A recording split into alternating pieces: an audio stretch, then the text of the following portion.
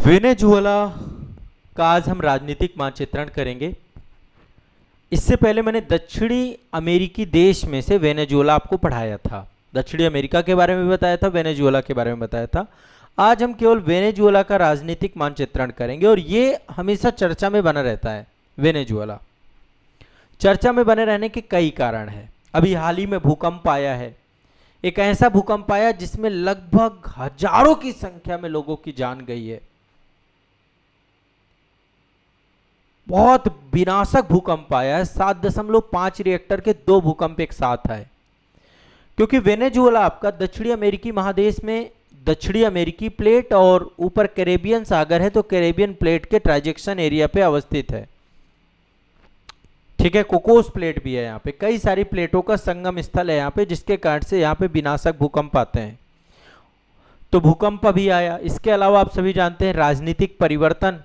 यहाँ पर Nicolas Maduro को अमेरिका के द्वारा जिस तरीके से ले जाया गया, सत्ता परिवर्तन हुआ और अमेरिका लगातार स्टेटमेंट देता रहता है कि वेनेजुएला को 51वां राज्य बना लेगा।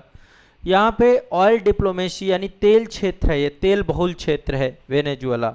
तो एक बार हम थोड़ा सा मानचित्र में एक एक करके चीज़ें डिस्कस करेंगे। एक बार मैं पहले आपको इसको बड़े स्केल पे दिखा देता हूँ। ये आप देखिए, ये है दक्षिणी अमेरिकी देश, साउथ अमेरिका है।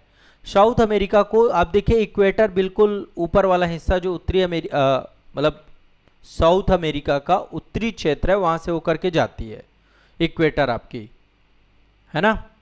वेनेजुएला से होके नहीं जाती, ज़्यादातर ये ब्राज़ील वाला क्षेत्र है आपका। अलग से हम लोग इक्वेटर और Tropic of Cancer, Tropic of Capricorn, इनके लेकर के अलग से डिस्कशन करेंगे। ये है वेनेजुएला। और देखिए ऊपर क्या है आपका, कैरेबियन सागर है। यहाँ पे कैरेबियन प्लेट है आपकी, महासागरी प्लेट है, ओशनिक प्लेट है। यहाँ पर इस वाले रीजन पे कौन सी प्लेट है, ये है आपकी दक्षिणी अमेरिकी प्लेट। यहीं पे कोकोस प्लेट भी है। तो यहाँ पर आपका भी भूकंप आया था और वो 7.5, ये देखिए ये भूकंप आया था अभी। बहुत बुरी स्थिति हुई यहाँ पे, हजारों बिल्डिंगें आपकी नेस्तना नाबूद हो गई, हजारों लोग मारे गए यहाँ पर।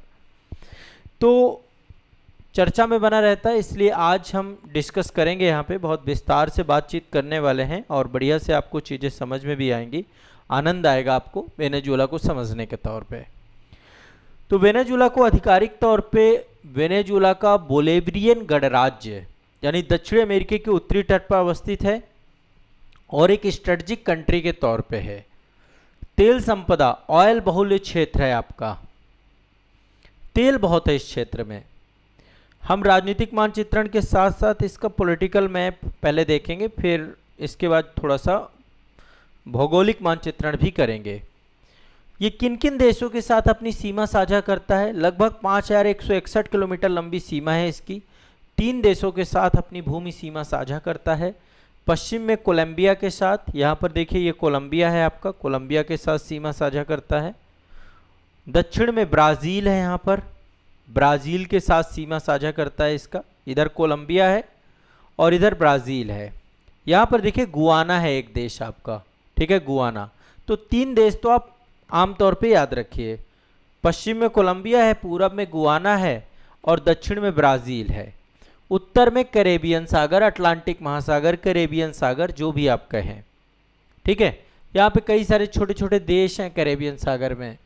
त्रिनिदाद एंड टोबैगो है ना, द्वीपीय देश है यहाँ पे, देखिए ना, त्रिनिदाद एंड टोबैगो है आपका, अटलांटिक महासागर में अवस्थित है ना। तो ये सारे कैरेबियन कंट्रीज हैं यहाँ पे, है ना। अब ये जो है मध्य अमेरिका के साथ अपने आप को पृथक करता है पनामा नहर के माध्यम से। पनामा नहर है, पनामा नहर से ये अपने आप को अलग करता है। पूरे में दक्षिणी अमेरिका की बात कर रहा हूँ, वेनेजुएला की बात नहीं कर रहा हूँ। वेनेजुएला का बस ये समझ लीजिए कैरेबियन सागर में आपका त्रिनिदाद एंड टोबैगो है, ठीक है। ये आपको दिमाग में बैठा के चलना है, क्लियर, स्पष्ट है। अभी जो भूकंप आया, भूकंप में सबसे ज़्यादा नुकसान जो हुआ यहाँ पे वो काराकश में हुआ। यहाँ पे देखिए ऊपर एक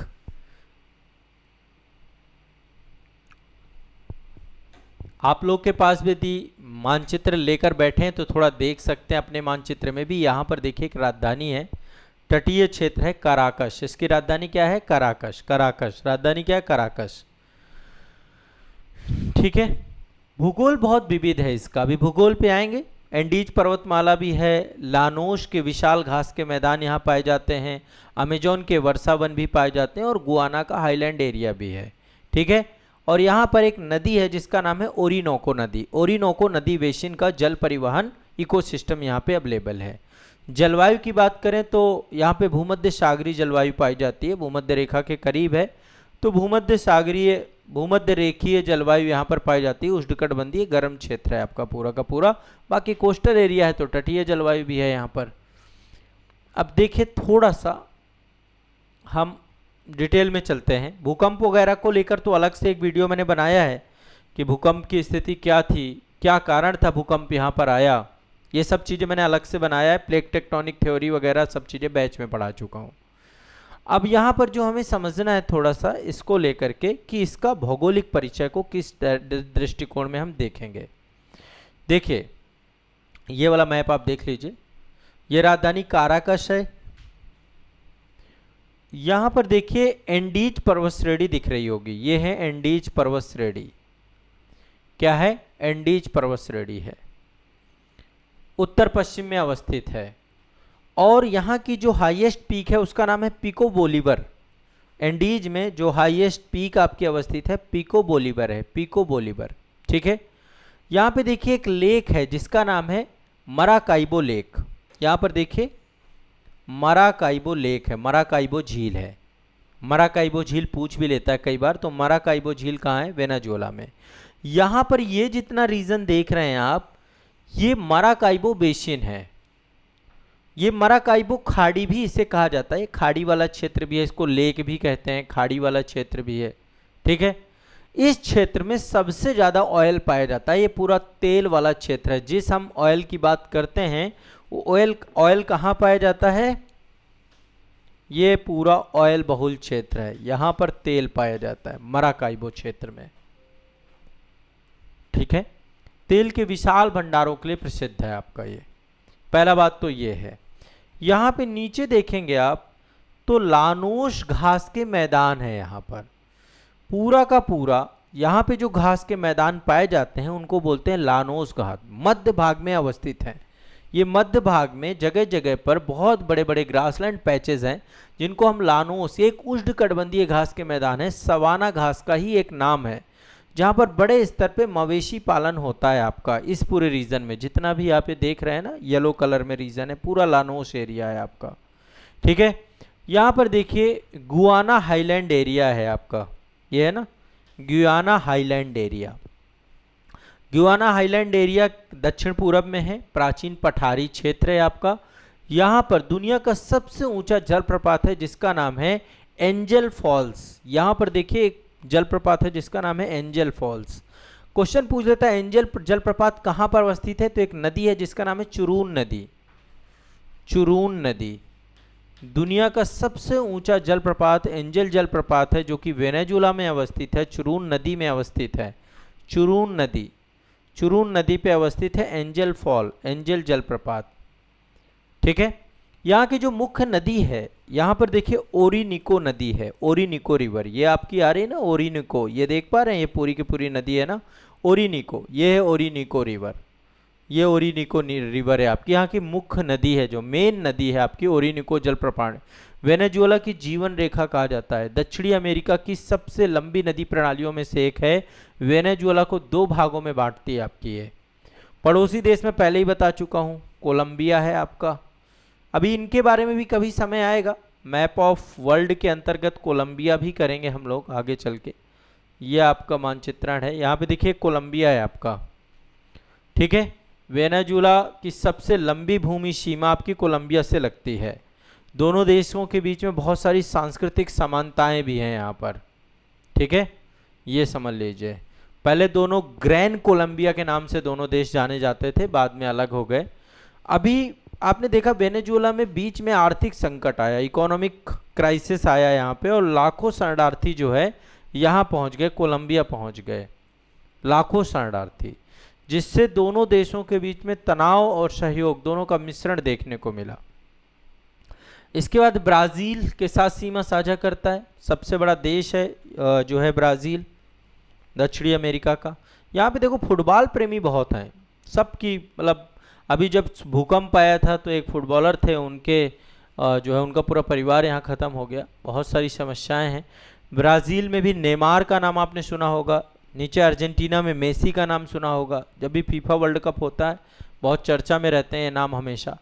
ठीक है, तो ये ब्राज़ील वाला क्षेत्र अमेजोन वाला क्षेत्र है आपका। ब्राज़ील में अमेजोन के जंगल पाए जाते हैं, विश्व धरती का फेफड़ा कहा जाता है अमेजोन जंगल को। और ब्राज़ील में यहाँ पे बहुत सारी जनजातियाँ रहती हैं। एक जनजाति यहाँ पे रही जाती है यनोमामी जनजाति। ठीक है, एक चीज़ और है, यहाँ पर अवैध खनन बहुत सारा होता है आपका। अवैध खनन के मुद्दे, सोने का अवैध खनन बहुत होता है। गुआना क्षेत्र, पूरब में गुआना है, गुआना के साथ कई सारे विवाद भी हैं यहाँ पे। वेनेजुला और गुआना के बीच में एक क्षेत्र है जिसका नाम है गुआना एक्सेक्विया क्षेत्र। एक्सेक्विया क्षेत्र, गुआना एक्सेक्विया क्षेत्र को लेकर के 19वीं सदी से विवाद चल रहा है। और यह क्षेत्र गुआना के कुल क्षेत्रफल का 2/3 हिस्सा है। समझिए, गुआना का 2/3 हिस्सा को लेकर विवाद चल रहा है। इस पूरे क्षेत्र में बहुत सारा ऑयल रिजर्व क्षेत्र है, तेल क्षेत्र है, जिसके कारण से लगातार विवाद और बढ़ता जाता है। वेनेजुएला अपना कहता है कि ऐतिहासिक तौर पे उसका क्षेत्र है। गुआना अंतर्राष्ट्रीय मध्यस्थता के तहत इस समस्या को अपने साथ जो है सुलझाने की बात करता है। ठीक है, तो ये कुछ बातें जनरली हैं। ये जो बॉर्डर साझा करने वाले 3 देश हैं, गुआना, ब्राज़ील, कोलंबिया। और जैसे कि मैंने राजनीतिक परिचय की बात कही, यहाँ पर देखो राष्ट्रपति गणराज्य है, एक तरीके से चुना जाता है। लोकतंत्र की हत्या की बात कही गई जब निकोलस मादुरो को यहाँ से उठाया गया। तो एक फेडरल प्रेसिडेंशियल रिपब्लिक है आपका। 1999 में हुगो चावेज के राष्ट्रपति बनने के साथ ही यहाँ पे बोल्वेरियन क्रांति हुई थी। ठीक है, ताकि यहाँ पे सोशलिज्म, मतलब एक तरीके से देखिए, आप देखेंगे उत्तरी अमेरिका में कैपिटलिज्म है, पूरा का पूरा पूंजीवादी देश है। लेकिन यदि दक्षिणी अमेरिका को देखें तो सोशलिस्ट कंट्री है, समाजवादी नीतियां हैं यहाँ पर, है ना।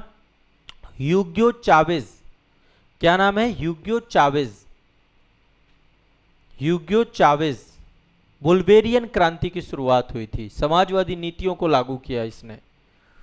और जब चावेज खत्म हुए उसके बाद निकोलस मादुरो ने सत्ता संभाली थी, और निकोलस मादुरो को पकड़ ले गया अमेरिका, ड्रग तस्करी और दुनिया भर की बातें लेकर के। तो आंतरिक राजनीतिक संघर्ष, मानवाधिकार, ये सारे मुद्दे यहाँ पर चलते रहते हैं। अमेरिका, यूरोपीय संघ वेनेजुएला पे कई सारे आर्थिक राजनीतिक प्रतिबंध भी लगाता है। दरअसल पूरा मुद्दा है यहाँ पे आइडियोलॉजी का, यहाँ पे सोशलिज्म है। ठीक है, और दुनिया का सबसे बड़ा तेल भंडार है। ओपेक के अनुसार दुनिया का सबसे बड़ा प्रमाणित कच्चे तेल का भंडार लगभग 300 बिलियन बैरल आपका कहाँ अवस्थित है? वेनेजुएला में। सऊदी अरब से ज़्यादा तेल है वेनेजुएला के पास, लेकिन इसके पास टेक्नोलॉजी नहीं है ना, ये तेल का उत्पादन नहीं कर पा रहा है। ओरिनिको नदी के आसपास तेल सबसे ज़्यादा है। ठीक है, तो तेल पे अत्यधिक निर्भरता भी है यहाँ पे। तकरीबन समझिए यहाँ का जितना भी रिजर्व है, 95% निर्यात जो होता है उसी से रिजर्व यहाँ पे बनता है। लेकिन अभी बीच में बहुत सारी दिक्कतें हुई इस देश में। एक तो भ्रष्टाचार, कुप्रबंधन, डज डिजीज का नाम सुना होगा आप लोगों ने। यहाँ पे भीषण आर्थिक मंदी अभी आई इस देश में, और बहुत अति मुद्रास्फीति, हाइपर इन्फ्लेशन की स्थिति बन गई। तो उसके कारण से पूरे देश भर में विरोध प्रदर्शन भी हुए थे, और लगातार लोगों के अंदर असंतोष भी पैदा हुआ था। वो स्थिति भी हमने देखने को पाए हम। वेनेजुएला में दुनिया के 17 मेगा डाइवर्स, अत्यधिक जैव विविधता वाले क्षेत्र पाए जाते हैं। अमेजोन के जंगल के हजारों दुर्लभ पशु पक्षी यहाँ पाए जाते हैं। ठीक है, तो अल्टीमेट इसका अपने आप में एक बहुत महत्वपूर्ण जो है वो है। और जैसा कि मैंने अभी आपको बताया कि पूरा सिस्मिक क्षेत्र है, यहाँ पर भूकंप आते रहते हैं। लेकिन अभी सदी का सबसे बड़ा भूकंप आया है आपका। यहाँ पे 2 प्रमुख टेक्टोनिक प्लेटें हैं, एक कैरेबियन प्लेट है और एक आपकी दक्षिणी अमेरिकी प्लेट है। तो दक्षिणी अमेरिकी प्लेट और कैरेबियन प्लेट दोनों के बीच में अवस्थित, दोनों एक दूसरे के पास नहीं आ रही थी, एक दूसरे से गुजर रही थी, ट्रांसवर्स थी दोनों प्लेटें। तो जिसके परिणाम स्वरूप यहाँ पर पूरा का पूरा क्षेत्र भूकंप ग्रसित क्षेत्र है ना, भूकंप ग्रसित क्षेत्र है आपका। प्लेटों की हलचल जिसको हम बोलते हैं स्ट्राइक स्लिप फॉल्ट है यहाँ पर। ठीक है, स्ट्राइक स्लिप, बोकोनो फॉल्ट है यहाँ पर, और सैन सेबेस्टियन फॉल्ट है। और ये सारे के सारे फॉल्ट जो है इस क्षेत्र में भूकंपीय स्थितियों को बनाते हैं। ठीक है, अभी डबलट भूकंप आया था। डबलट भूकंप मतलब एक साथ दो भूकंप आ गए, 7.2 रिएक्टर का एक 7.5 रिएक्टर का, सिस्मिक डबलक कहा जाता है इसको। ठीक है, तो ये सारी बातें मिल करके ये पूरा टॉपिक आपको ध्यान में रखना है। वेनेजुएला से जो भी क्वेश्चन आएंगे जनरली जो बातें जाननी चाहिए वो सारी मैंने बता दिया, नदी बता दिया, झील बता दी, पर्वत श्रेणी बता दी, है ना, सब कुछ यहाँ पे डिस्कस हो गया है। ये वाला तेल बहुल क्षेत्र है आपका पूरा, मराकाइबो की खाड़ी वाला क्षेत्र, मराकाइबो झील वाला क्षेत्र। ठीक है, चलिए।